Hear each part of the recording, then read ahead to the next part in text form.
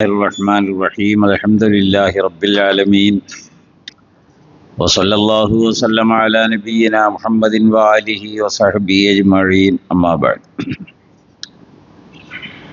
അള്ളാഹുവിൻ്റെ മഹത്തായ അനുഗ്രഹത്താൽ ഓരോ ദിവസങ്ങൾ കഴിയുന്തോറും അനുഗ്രഹങ്ങളും പ്രതിഫലങ്ങളും അള്ളാഹുവിൻ്റെ തൃപ്തിയും വർദ്ധിച്ച അളവിൽ ലഭ്യമാകുന്ന ഏറെ വിശുദ്ധമായ സമയമാണ് റമദാനിലെ ഓരോ രാത്രികൾ കഴിയുന്തോറും. ഇപ്പോൾ നമ്മൾ 10ാമത്തെ രാത്രിക്കാണ് സാക്ഷികളാവുന്നത്. അപ്പോൾ ഓരോ 10 ദിനരാത്രങ്ങൾ വേർതിരിക്കുന്നത് അതൊരു പഠനത്തിന് വേണ്ടിയാണ്, അല്ലാതെ അങ്ങനെ തന്നെയാണ് എന്ന അർത്ഥത്തിലൊന്നുമല്ല. ഇസ്തിഗ്ഫാറിൻ്റെ 2ാമത്തെ 10 ദിനങ്ങൾ എന്ന് പറയുന്നത് ഏറ്റവും കൂടുതൽ ആത്മാർത്ഥമായി ഇസ്തിഗ്ഫാറിൽ മുഴുകണം എന്ന സതുദ്ദേശത്തോടു കൂടിയാണ്. അപ്പോൾ മനുഷ്യർ ഇസ്തിഗ്ഫാറിലേക്ക് തിരിഞ്ഞാൽ സ്വന്തം തെറ്റുകൾ മനസ്സിലാക്കും, ജീവിതത്തിൽ സംഭവിച്ച സ്വന്തം പോരായ്മകൾ, കുറവുകൾ അത് സ്വമേധയാ മനസ്സിലാക്കുകയാണ്. ശാന്തമായി ഇരുന്ന് പള്ളികളിലായാലും വീട്ടിലായാലും അത്തഹിയ്യാത്തിലാണെങ്കിലും നമസ്കാരാനന്തരമാണെങ്കിലും ഒക്കെ അവനൊറ്റയ്ക്ക് അവൻ്റെ എന്തെല്ലാം കുറവുകളുണ്ടോ അത് സ്വയം മനസ്സിലാക്കിയിട്ട് അത് തിരുത്താനുള്ള സന്നദ്ധത പ്രകടിപ്പിക്കുന്ന റമദാനിലെ 2ാമത്തെ 10ആണിത് വരാൻ പോകുന്നത്. അപ്പം അങ്ങനെ സംഭവിക്കുമ്പോൾ അള്ളാഹു വാഗ്ദത്തം ചെയ്തിട്ടുണ്ട്. അള്ളാഹു അങ്ങനെ ഇസ്തിഗ്ഫാറിന് ചെയ്ത വാഗ്ദത്തം വളരെ വലുതാണ്. അതൊരു സമൂഹത്തെ ഒന്നടങ്കം ഉൾക്കൊള്ളുമാറുള്ള ഒരു പ്രസ്താവന. അത് ഹൂദ് അലൈഹിസ്സലാമും സൂറത്ത് നൂഹ് അലൈഹിസ്സലാമും പ്രസ്താവിച്ചിട്ടുള്ളതാണ്. നമ്മൾ പലപ്പോഴും ആവർത്തിച്ച് പറയുന്ന 2 ആയത്തുകളുമാണ്. ഇസ്തഗ്ഫിറു റബ്ബക്കും ഇന്നഹു കാന ഗഫാറ.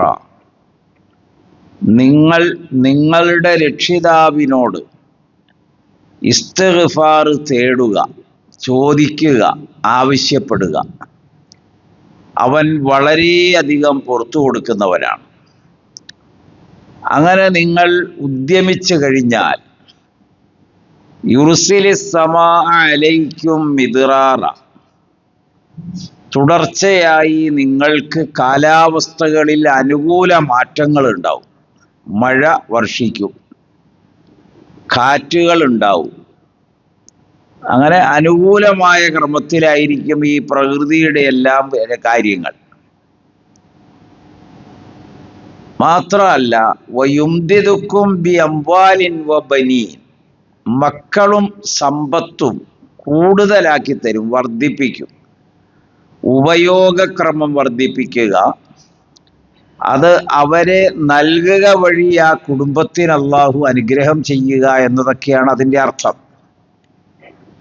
എന്നാൽ അള്ളാഹുവിൻ്റെ നിർദ്ദേശങ്ങൾ യഥാവിധി ജീവിതത്തിൽ പകർത്താത്തവരെ സംബന്ധിച്ച്, അല്ലെങ്കിൽ അത് വലിയ ഗൗരവമായി ഒന്നും കാണാറില്ല. നമ്മളിപ്പോൾ ഈ റമദാനിലെ ആദ്യത്തെ ഒരു 3 ദിവസം കേരളക്കര മൊത്തത്തിൽ ഉണർന്ന് പള്ളികൾ നിറഞ്ഞ് സ്ഥലമില്ലാതെ ഷീറ്റിട്ടാൽ കൊള്ളാമെന്ന് വരെ ആലോചിക്കുന്നൊരു കാലമാണത്. പിന്നെ ഒരു 10ാമത്തെ ദിവസമാകുമ്പോഴേക്കും അതിങ്ങനെ ആളുകൾ കുറഞ്ഞ് 2ഓ 3ഓ സഫുകളിലൊക്കെ ഒതുങ്ങും. ഇപ്പം നമ്മളും അങ്ങനെ തന്നെയാണല്ലോ. ഒരുപാട് ആളുകൾ ഇപ്പോൾ കുറഞ്ഞില്ലേ, അതിങ്ങനെ കുറഞ്ഞു വരും. ഏറ്റവും പുണ്യം കൂടുതൽ കിട്ടുന്ന സമയം വരുമ്പോൾ നമ്മൾ ആരും ഉണ്ടാവില്ല. അപ്പോൾ നമ്മൾ അങ്ങാടിയിലായിരിക്കും. അപ്പോൾ ഖുർആൻ ഇപ്പം ഞാൻ പറയാൻ പോകുന്നത് നമ്മൾ അവരവരുടെ ജീവിതത്തിൽ ശ്രദ്ധിക്കേണ്ട ഒരു നിർദ്ദേശമാണ്. വല്ലദീന കദ്ദബൂ ബി ആയാത്തിന, നമ്മുടെ ആയത്തുകളെ കളവാക്കുന്നവർ, നിഷേധിക്കുന്നവർ, അല്ലെങ്കിൽ അവഗണിച്ച് കളയുന്നവർ, സനസ്തദിരിജുഹും, നാം അവരെ പടിപടിയായി പിടികൂടുന്നതാണ്. അതൊരു പ്രത്യേക വാക്കാണ്. നമ്മളവരെ പിടിക്കുക എന്ന് പറഞ്ഞാൽ മതി. അഹദ എന്ന വാക്ക് ഖുർആനിൽ ഒരുപാട് വന്നിട്ടുണ്ട്. അത് ഹൂദ് നബിയുടെ ജനതയെ പിടിക്കുമ്പോഴും അഹദത്തും മുസ്സാഴിക്കത്തും എന്നൊറ്റ വാക്കാ പറഞ്ഞത്. ഇവിടെ അതല്ല ഉപയോഗിച്ചത്. നമ്മൾ ഓരോ മനുഷ്യനെയുമാണ് ഈ പ്രതിപാദനം ബന്ധപ്പെടുത്തുന്നത്. സനസ്തദിരിജുഹും, നാം അവരെ പടിപടിയായി പിടികൂടും. മിൻ ഹൈസു ലാ യഅലമൂൻ, അവരറിയാതെ. അപ്പോൾ ഓരോ ദിവസമോ ആഴ്ചയോ മാസമോ വർഷമോ, നമ്മുടെ ജീവിതത്തിൽ വർഷങ്ങളുണ്ടല്ലോ, വയസ്സുകൾ ഇങ്ങനെ വരുന്നതനുസരിച്ച് അത് ഓരോ പല സന്ദർഭങ്ങളിലായിരിക്കും. നമ്മളത് അറിയില്ല, നമ്മളെ പിടിക്കുകയാണ്.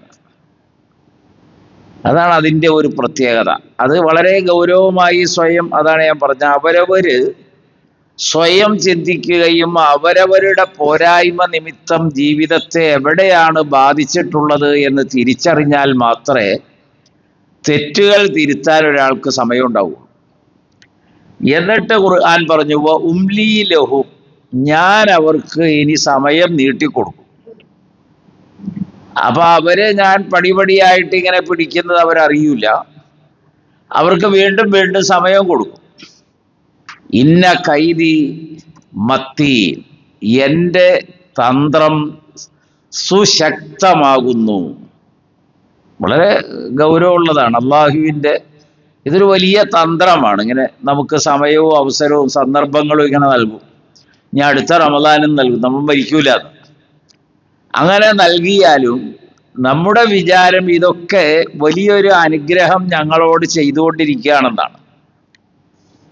സൂറത്തുൽ മുഅ്മിനൂനിൽ വരുമ്പോൾ ഈ ആയത്ത് കുറച്ചുകൂടി വിശദമായി പ്രതിപാദിക്കുന്നുണ്ട്. ഇതൊരു വലിയ ഗഹനമായ വിഷയമാണ്, പഠിക്കാനും മാത്രമുണ്ട്. ഞാനിത് വാക്ക് പറഞ്ഞ് നിർത്തുകയാണ്. ഈ ആയത്ത് കൂടി പറഞ്ഞ്, ഫദറുഹും ഫീ ഗംറത്തിഹിം, അവരെ വിട്ടേക്കുക. ഫദറുഹും ഫീ ഗംറത്തിഹിം ഹത്താ ഹീൻ, ഒരു സമയം വരെ അവരുടെ വഴികേടിൽ അവരെ അങ്ങോട്ട് വിട്ടേക്കുക. അവർ തിരഞ്ഞെടുത്ത വഴിയിലൂടെ അവർ ജീവിക്കട്ടെ എന്ന്. അയഹ്സബൂൻ അന്നമാ നുമിദ്ദുഹും ബിഹി മിൻ മാലിൻ വബനീൻ നുസാരിഉ ലഹും ഫിൽ ഖൈറാത്ത് ബൽ ലാ യശൂറൂൻ, സ്വത്തും സന്താനങ്ങളും നൽകി നാം അവരെ സഹായിച്ചു കൊണ്ടിരിക്കുന്നത് നാം അവർക്ക് നന്മകൾ നൽകാൻ ധൃതി കാണിക്കുന്നതാണ് എന്ന് അവർ വിചാരിക്കുകയാണോ? നമുക്ക് അതിൻ്റെ അർത്ഥം മനസ്സിലായില്ലേ? നമുക്ക് സമ്പത്ത് നൽകുന്നു, മക്കളെ നൽകുന്നു, ജീവിത സൗകര്യം നൽകുന്നു, അങ്ങനെ എന്തെല്ലാം അനുകൂല ജീവിത ഘടകങ്ങളാണോ പടച്ചവൻ നൽകിക്കൊണ്ടിരിക്കുന്നത്, അങ്ങനെ നൽകുന്നത് നാം അവർക്ക് നന്മകൾ ചെയ്യാൻ ധൃതി കാണിക്കുന്നത്, അങ്ങനെ ധൃതി കാണിക്കുന്നത് കൊണ്ട് പടച്ചവൻ ഇതൊക്കെ ഞങ്ങൾക്ക് പെട്ടെന്ന് പെട്ടെന്ന് തരികയാണെന്ന് നിങ്ങൾ വിചാരിക്കുന്നുണ്ടോ എന്ന് അർത്ഥം. അവൻ്റെ തന്ത്രം വളരെ സുശക്തമാണ്. എപ്പോഴും അവൻ കുറേശ്ശെയായി നിങ്ങളെ പിടിച്ചുകൊണ്ടിരിക്കുന്നു, പടിപടിയായിട്ടെന്നാണ്. ഒന്നിനേക്കാൾ വലുതായിരിക്കും അടുത്തത്, അതിനേക്കാൾ വലുതായിരിക്കും പിന്നെ അടുത്തത്. അതുകൊണ്ട് അവസരങ്ങൾ ലഭിക്കലല്ല, ആ ലഭിച്ച അവസരങ്ങൾ ദിനേന ഉപയോഗപ്പെടുത്തി മനസ്സും ശരീരവും ചിന്തയും നന്നാക്കി തീർക്കാൻ ശ്രമിക്കേണ്ടതുണ്ട്. എന്നാൽ മാത്രമേ ഇഹപര ജീവിത വിജയം നമുക്ക് എത്തിപ്പിടിക്കാൻ കഴിയൂ, രക്ഷപ്പെടാൻ കഴിയൂ, പടച്ചവന്റെ കാരുണ്യം നമുക്കുണ്ടാവൂ. അള്ളാഹു നാം ഏവരെയും കാത്തുരക്ഷിക്കുമാറാകട്ടെ. ഈ റമദാനിലെ എല്ലാ പുണ്യങ്ങളും അല്ലെങ്കിൽ പാപമോചനവും ഇസ്തിഗ്ഫാറും പടച്ചവന്റെ ോടുള്ള തൗബയുമെല്ലാം സ്വീകരിക്കപ്പെടുന്ന മുത്തഖീങ്ങളിൽ നാം ഏവരെയും ഉൾപ്പെടുത്തി തരുമാറാകട്ടെ. റമദാനിനെയും ഖുർആനിനെയും ഷഫാഅത്ത് ചെയ്യുന്നവരിൽ നാം ഓരോരുത്തരെയും അള്ളാഹു ഉൾപ്പെടുത്തി തരുമാറാകട്ടെ. നമ്മുടെ കുടുംബങ്ങളിലും മക്കളിലും അവൻ നൽകിയ എല്ലാ അനുഗ്രഹങ്ങളിലും നമുക്ക് അനുഭവിക്കാനുള്ള യോഗം നൽകി പടച്ചവൻ കാത്തുരക്ഷിക്കുമാറാകട്ടെ. റബ്ബനാ ആതിനാ ഫിദ്ദുനിയാ ഹസന വഫിൽ ആഖിറതി ഹസനതൻ വഖിനാ അദാബന്നാർ. സ്വല്ലല്ലാഹു വസല്ലമ അലാ നബിയിന മുഹമ്മദിൻ വആലിഹി വസഹ്ബിഹി അജ്മഈൻ വൽഹംദുലില്ലാഹി റബ്ബിൽ ആലമീൻ.